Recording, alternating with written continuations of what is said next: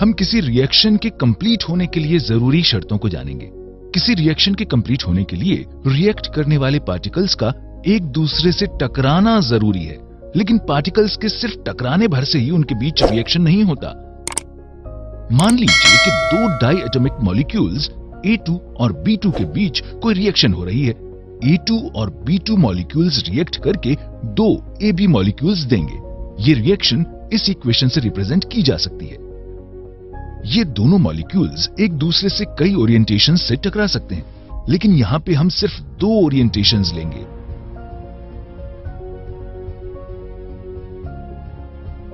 पहले ओरिएंटेशन में A2 और B2 एक दूसरे से रिएक्ट करने के लिए सही ओरिएंटेशन में है। दूसरे ओरिएंटेशन में A2 और B2 के ठीक पोजीशन में न होने के कारण उनके बीच कोई रिएक्शन नहीं होती।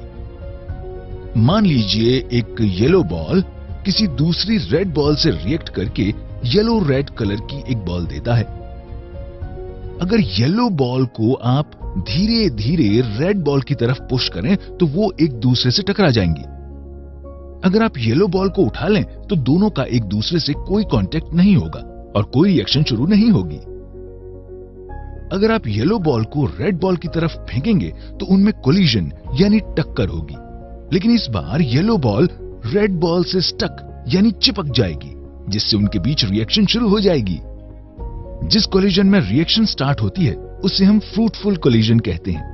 रिएक्टिंग पार्टिकल्स एक दूसरे से जब सफिशिएंट एनर्जी से टकराते हैं तो रिएक्शन स्टार्ट होती है और पार्टिकल्स के बीच होने वाले कोलिजन को फ्रूटफुल कोलिजन कहते हैं। आइए जल्दी से एक बार समरी देखते हैं।